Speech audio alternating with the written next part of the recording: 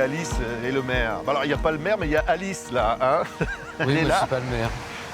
C'est Anaïs de Moustier qui interprète ce personnage aux côtés de Fabrice Lucchini. Et c'est un maire, c'est de la politique comme on l'aime, quoi. Comme on l'aime, c'est... en tout cas, c'est la politique telle qu'elle devrait se faire. Non, j'exagère. C'est pas telle qu'on l'aime. Telle que finalement, elle est réellement comme ça. C'est-à-dire, on va parler, parce qu'évidemment, il y a Anaïs qui interprète donc ce personnage qui va interférer dans la vie du maire de Lyon. Oui, disons que je voulais que la partie peinture de milieu politique soit vraiment juste, réaliste, crédible, pour qu'ensuite je puisse inscrire dans ce cadre-là une histoire plus intime et qu'on ait plaisir à voir deux très grands comédiens, une grande comédienne, échanger. Et j'avais envie qu'on éprouve une grande jubilation à les entendre échanger. Oui, c'est le cas, hein. Anaïs. C'est une jubilation d'être à côté de Fabrice Lucchini. Ah oui, c'était très agréable. C'était une rencontre super.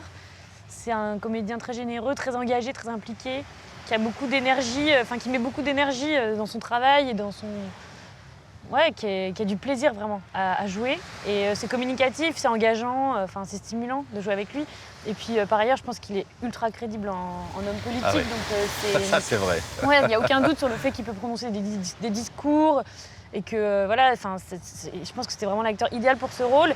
Donc moi, j'ai plongé dans l'histoire très, très simplement, très facilement. Et humainement, ça s'est très bien passé entre nous. Donc c'était vraiment très plaisant. C'est ça s'appelle donc Alice et le maire. Regardez la bande-annonce.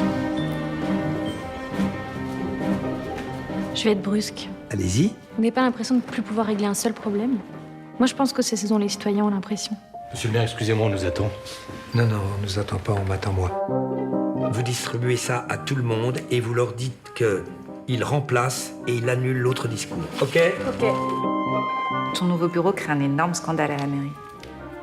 Un scandale? Il y a même une pétition qui circule. Il faut rester modeste. Pas de mégalomanie, pas de gigantisme. Ça va les notes, ça va les notes. Je fais pas un cours sur Spinoza. Alice Heyman, est-ce qu'elle prend des notes? Elle prend pas de notes. Là, on voit ces images. On a l'impression qu'il court tout le temps, ce maire. Et alors, donc, le personnage qu'interprète Anaïs, qui est philosophe, qui va finalement lui apporter des idées. Parce que cet homme politique, au bout de 30 ans de vie politique, n'a plus d'idées.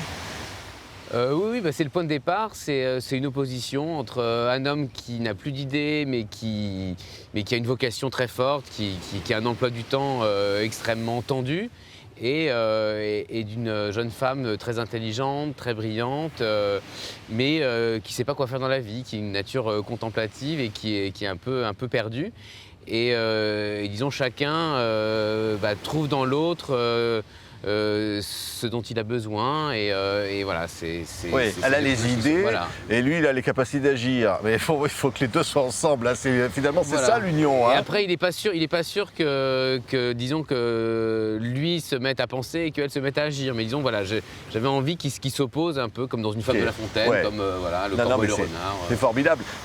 Anaïs, votre personnage vient bousculer finalement cet homme-là. Et elle rentre dans un cercle de pouvoir où on découvre autour, il y a des rivalités, etc. Elle ne cherche pas finalement à prendre la place, mais quelque part d'un seul coup, elle se trouve à un endroit qu'elle n'imaginait pas. Oui, en fait, elle aborde les choses avec pas mal de pureté en fait et de simplicité. Elle n'a pas un regard négatif sur tout ça. Elle trouve certaines choses drôles, d'autres un peu absurdes, presque un peu ubuesques. Et en même temps, elle a envie de bien faire son travail. Je pense que c'est une fille sérieuse.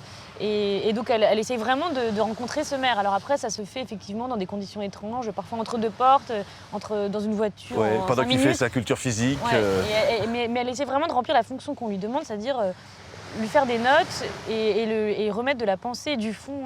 C'est une peinture de la vie politique qui est incroyable. C'est à la fois une peinture de la vie politique, mais c'était aussi pour moi une peinture de la vie de bureau, où je pense où les gens pourront s'y retrouver.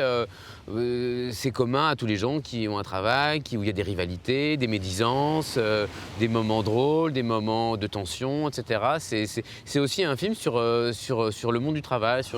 Ah non, c'est vraiment ce qui me plaisait moi dans le scénario, et c'est cette rencontre entre ces deux solitudes très loin l'une de l'autre a priori, quoi. Et puis finalement, que la rencontre ait lieu grâce à l'échange des idées, grâce à cette confrontation, mais qui n'est pas une relation amoureuse ou amicale, qui est autre chose et qui est vraiment très complexe et qui n'existe que dans ce film-là avec ces personnages-là. Ouais, c'est ça. Hein. Disons que les personnages parlent de politique, mais le film parle de choses beaucoup plus intimes en réalité. Oui, parce que voilà, ce qui est intime n'est pas dit. Oui. Et au fond, on a l'impression aussi que les mots, la politique, est presque des mots qui creux, qui s'envolent, alors que le fond n'est pas dit, mais bien plus important derrière. Ouais, c'est vrai. C'est ça que dit au fond le film. J'aime bien les films où il y a un secret derrière ce qui est dit. Voilà. Donc, et là, c'est le secret du cœur d'Alice et du maire, davantage que leurs échanges sur la politique. Oui, mais quelque part, il nous dit quoi sur la politique aujourd'hui, ce film? Disons que le contexte, c'est le désamour des citoyens pour la démocratie, pour le débat d'idées, pour un certain désengagement des gens pour la forme démocratique. Et le film montre deux personnes, une intellectuelle et un homme politique en plein désarroi.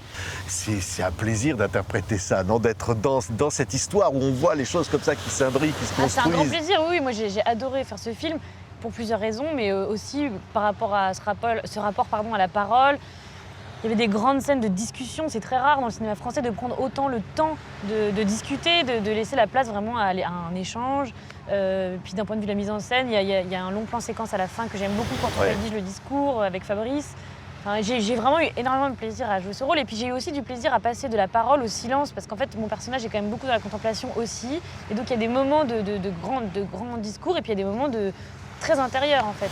Vraiment de grande intériorité. Ah oui, ça, c'est des moments que j'adore jouer. Moi, j'adore jouer dans les silences, j'adore observer les choses et les gens. Et donc, parce que votre personnage est presque timide au départ, mais en réalité, on s'aperçoit qu'elle a une grande éperseur. Ouais, une grande épaisseur. Que lui, il va la sentir, va la voir, il va la sentir, cette épaisseur. C'est pas quelqu'un qui essaye de prouver tout de suite qu'elle a du poids ou de la force. Elle en a pas. Enfin, c'est pas son réflexe premier, mais oui, en fait, elle est vigoureuse, elle est beaucoup de volontaire, caractère. elle a du caractère, mais pas comme on l'entend, c'est-à-dire pas dans un truc extraverti. Et alors, jusqu'où tout ça peut aller, on ne le dira pas, parce qu'évidemment, il faut voir ce film à la fin, mais au fond, cette remise en question peut aboutir peut-être à quelque chose ou peut-être à la chute. Parce qu'en fait, on joue quelque part. Cet homme politique peut jouer sa vie.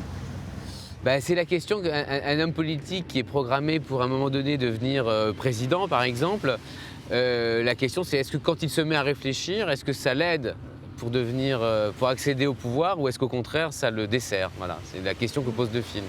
Merci beaucoup à tous les deux. Merci. Anaïs de Boustier et Nicolas Pariser, ça s'appelle Alice et le maire. Fabrice Lucchini à vos côtés également, présenté à la quinzaine des réalisateurs. On était au bord de la mer. Hein. Ça donne pas envie de faire de la politique, ça. Hein. Merci à tous les deux. Merci.